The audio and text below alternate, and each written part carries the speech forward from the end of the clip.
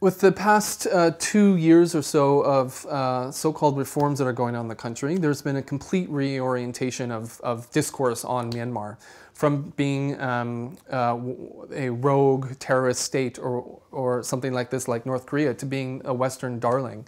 And it literally happened in the case of a year and a half. Yeah, there's been such a dramatic change.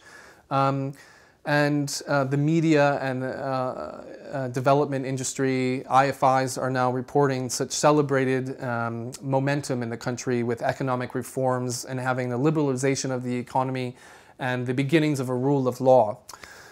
But it's very surface, and it's very important to go deeper into that. What exactly are these laws, and how could they benefit people, and what has benefited the people in the past 2 to 3 years so far?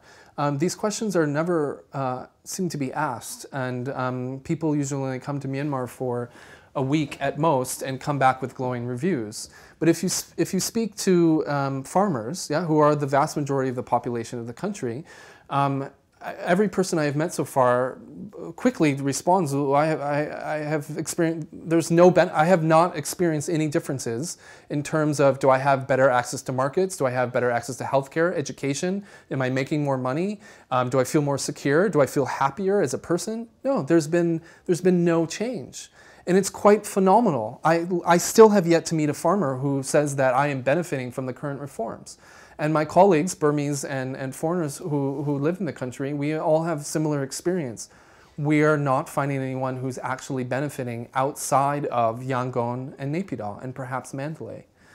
So this is a very serious concern.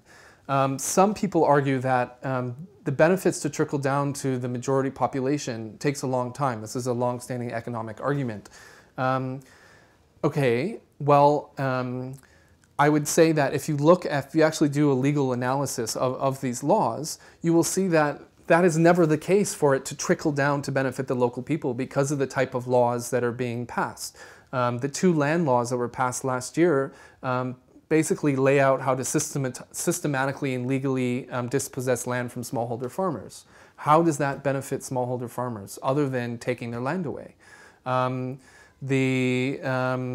the foreign investment law and the special economic zone law, or SEZ law, also legally give massive amounts of land to the international investment community. It is unclear how that is going to be beneficial to smallholder farmers now or in the future. And what you're seeing is actually a huge backlash to these laws and the investment that's coming from them, with a huge upsurge of resistance and protests against land grabs that are happening.